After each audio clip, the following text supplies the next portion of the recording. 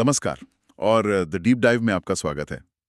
आज हमारे सामने एक बहुत ही दिलचस्प दस्तावेज है। ये लेह लद्दाख की 7 दिन की यात्रा का एक प्लान है।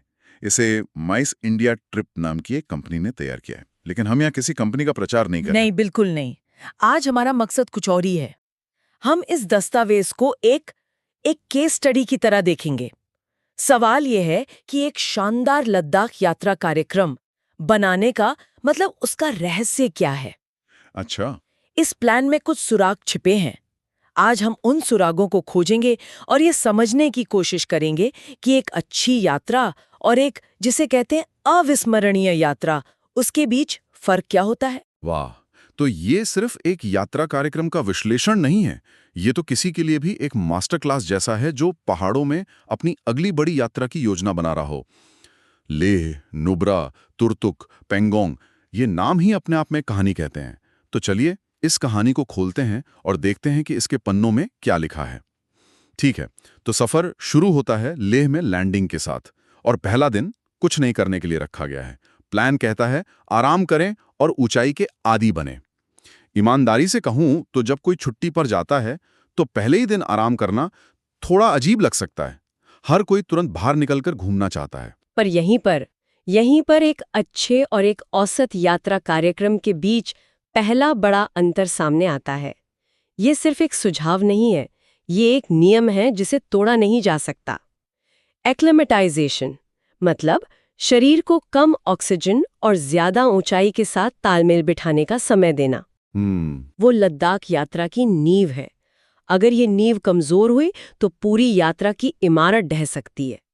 इसे पहले दिन रखना ये दिखाता है कि योजनाकार ने मेहमानों के अनुभव और उनके स्वास्थ्य को सबसे ऊपर रखा है, न कि सिर्फ जगहों की सूची पे टिक लगाने को। सही बात है। ये असल में यात्रा में एक दिन का निवेश है ताकि बाकी के 6 दिन शानदार गुजरें। ये एक बहुत अच्छा नजरिया है।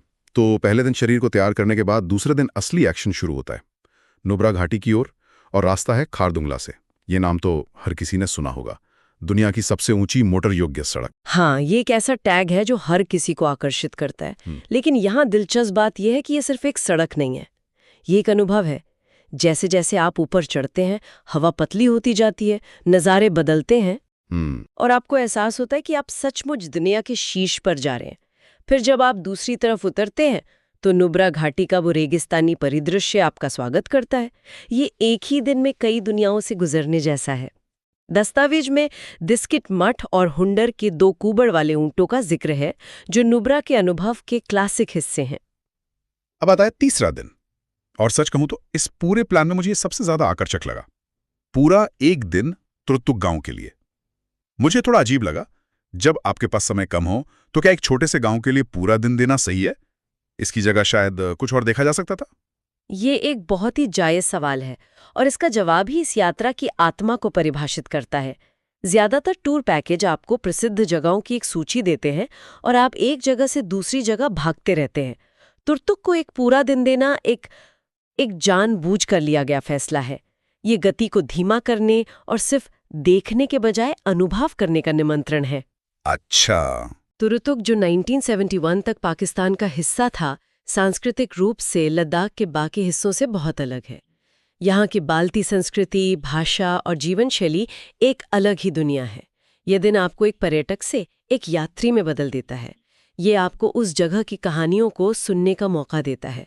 तो हाँ, ये एक दिन का निवेश है, लेकिन ये आपको जो वापस देता है वो किसी भी दूसरी जगह की दौड़ भाग से कहीं ज्यादा है। मैं समझ गया, ये सिर्फ एक और डेस्टिनेशन नहीं है, एक गहरा सांस्कृतिक अनुभव है। तो अब हमारे यात्री पूरी तरह से एक्लेमेटाइज्ड हैं। उन्होंने दुनिया की सबसे ऊंची सड़कों में से एक को पार कर लिया है और एक अनोखी संस्कृति का अनुभव भी कर लिया है। अब चौथे दिन का सफर नुब्रा से पेंगोंग झील तक है, श्योक नदी के किनारे। और यहाँ योजना की एक और खूबी सामने आती है। आप देखिए, ये एक लूप है। ये ए से बी और फिर बी से ए वापस आने वाली यात्रा नहीं है। हाँ, ये मैंने भी नोटिस किया। यात्री नुब्रा जाने के लिए खारदुंगला का इस्तेमाल करते हैं, फिर नुब्रा से पेंगोंग जाने के लिए श्योक मार्ग का, और फिर 5वें दिन पेंगोंग से लेह वापस आने के लिए एक और ऊंचे दर्रे चांगला का। मतलब हर दिन एक नया रास्ता। बिल्कुल, हर दिन एक नया रास्ता, नए नज़ारे, एक नई चुनौती। ये सिर्फ दोहराव से बचना नहीं है, ये यात्रा के अनुभव को अधिकतम करने की एक सोची समझी रणनीति है। यह डिजाइन यात्री के मनोविज्ञान को ध्यान में रखता है कि हर दिन कुछ नया और अप्रत्याशित हो। और फिर छठे दिन जब यात्री शायद थोड़ा थक चुके होंगे, वे वापस लेह में हैं और यहाँ स्थानीय दर्शनीय स्थलों का कार्यक्रम है। Shanti Stupa, Leh palace, hall of fame, magnetic hill, Gurudwara Pathar Sahib. ये तो लद्दाख के सबसे प्रसिद्ध स्थान वाली लिस्ट लगती है। हाँ, लेकिन इसके समय पर ध्यान दीजिए। इसे यात्रा के अंत में रखा गया है। क्यों? क्योंकि अब तक यात्री इस क्षेत्र के भूगोल, संस्कृति और ऊंचाई से पूरी तरह परिचित हो चुके हैं। अब जब वे लेह पैलेस देखेंगे तो वे इसकी तुलना डिस्कित मठ से कर पाएंगे। जब वे हॉल ऑफ फेम में जाएंगे तो उन्हें उन कठिन परिस्थितियों का बेहतर अंदाजा होगा जिनमें सेना काम करती है, क्योंकि वे खुद खारदुंगला और चांगला से गुजर चुके हैं। ये दिन सिर्फ जगहों को देखने का नहीं, बल्कि पूरी यात्रा के अनुभवों को एक साथ जोड़ने का दिन है। ये एक तरह से इस कहानी का समापन है, जहां सारे धागे आकर एक साथ मिलते हैं। वाह, मैंने इसे इस तरह से कभी नहीं सोचा था। तो ये सिर्फ एक सूची नहीं है, बल्कि एक सोची समझी कहानी है जिसका एक आदि, मध्य और अंत है। ठीक है, तो कार्यक्रम तो शानदार लग रहा है। मेरा दिल कहता है हाँ अभी चलो, लेकिन मेरा बटुआ चीख रहा है 1 मिनट रुको। तो इस सपने की कीमत क्या है? हमेशा की तरह सबसे जरूरी सवाल। दस्तावेज में 3 विकल्प दिए गए हैं, बजट, डीलक्स और लग्जरी। और सबसे दिलचस्प हिस्सा है लागत की तालिका। यह सिर्फ कीमतों की सूची नहीं है, यह इस बात का विश्लेषण है कि समूह का आकार आपके खर्च को कैसे प्रभावित करता है। हाँ, मैंने देखा, अगर 4 लोग लग्जरी पैकेज लेते हैं तो प्रति व्यक्ति लागत 52,000 रुपए है। लेकिन अगर 12 लोगों का समूह वही पैकेज लेता है तो ये घटकर 40,000 रुपए हो जाती है। ये तो सीधे सीधे 12,000 रुपए का फर्क है। बिल्कुल, और ये हमें यात्रा योजना के एक और महत्वपूर्ण पहलू के बारे में बताता है। ये सिर्फ एक छूट नहीं है, ये यात्रा के अनुभव को भी बदल देता है। 2 या 4 लोगों की यात्रा एक निजी और शांत अनुभव हो सकती है। 12 लोगों की यात्रा एक पार्टी की तरह हो सकती है। तो ये तालिका आपको न केवल पैसे बचाने का तरीका बताती है, बल्कि ये भी सोचने पर मजबूर करती है कि आप किस तरह का अनुभव चाहते हैं। ये पारदर्शिता बहुत अच्छी है। लेकिन यहां मेरे मन में एक और सवाल है, बजट, डिलक्स और लग्जरी। लेह में बजट के लिए होटल एशिया और लग्जरी के लिए द ग्रैंड ड्रैगन का उदाहरण दिया गया है। क्या ये सिर्फ एक बेहतर बिस्तर और बड़े कमरे का मामला है, या अनुभव में कोई वास्तविक अंतर है?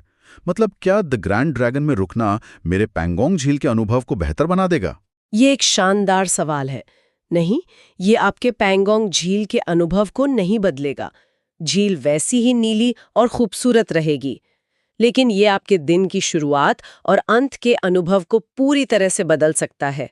कल्पना कीजिए, आप चांगला दर्रे से 8 घंटे की थका देने वाली यात्रा के बाद लेह पहुंचते हैं। एक बजट होटल आपको एक साफ बिस्तर और बुनियादी सुविधाएं देगा। ठीक है। लेकिन एक लग्जरी होटल आपको एक शानदार गर्म पानी का शावर, एक आरामदायक बिस्तर, बेहतरीन भोजन और शायद एक स्पा भी देगा।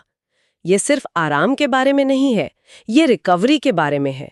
कुछ यात्रियों के लिए ये अतिरिक्त आराम अगले दिन के रोमांच के लिए उन्हें फिर से तैयार करने के लिए जरूरी होता है।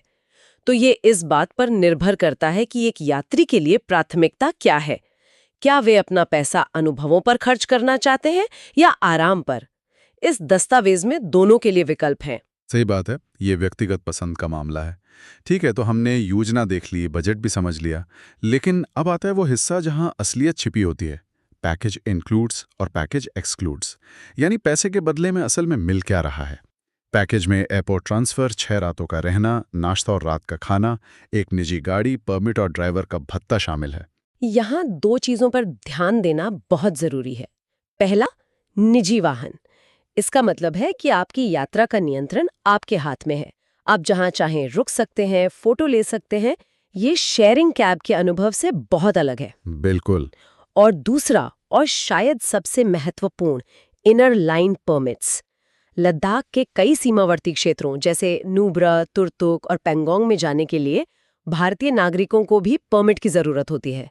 इन परमिट्स को हासिल करना एक ब्यूरोक्रेटिक प्रक्रिया है जिसमें सरकारी दफ्तरों के चक्कर लगाने पड़ सकते हैं। हाँ, ये तो बड़ा सिरदर्द हो सकता है। एक बहुत बड़ी सुविधा है ये उन्हें कागजी कार्रवाई के सिरदर्द से बचाता है और ये सुनिश्चित करता है कि उनकी यात्रा बिना किसी बाधा के हो।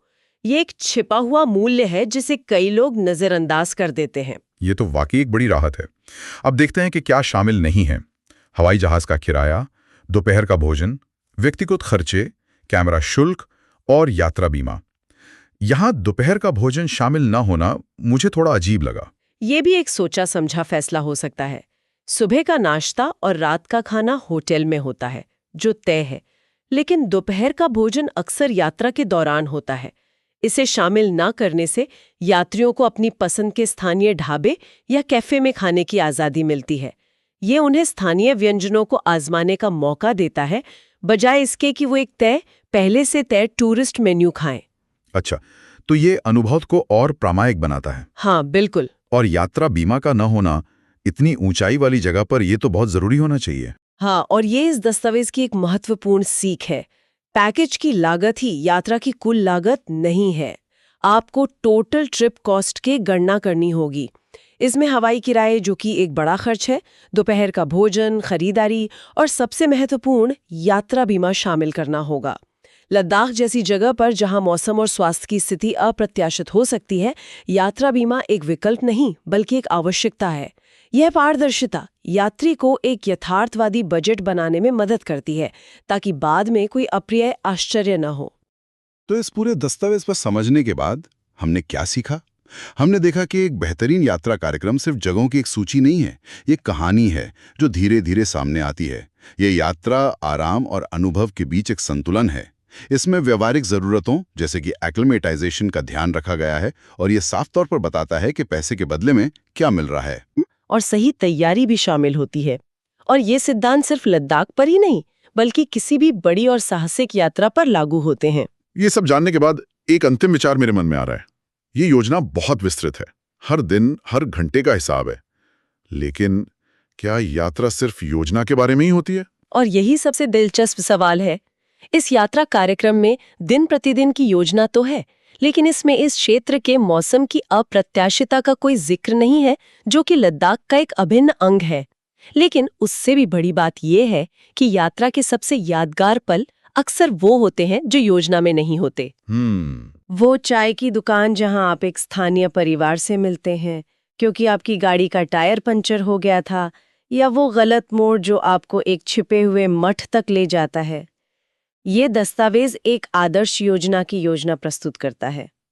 तो असली सवाल ये है, इतनी निखुण योजना वाली यात्रा में आप जादू के लिए जगह कैसे छोड़ते हैं? आप अनियोजित आश्चर्यों के लिए अपने दिल और दिमाग के दरवाजे कैसे खुले रखते हैं? शायद एक बेहतरीन यात्री वही है जो एक बेहतरीन योजना का पालन करते हुए भी अप्रत्याशित को गले लगाने के लिए हमेशा तैयार रहता है।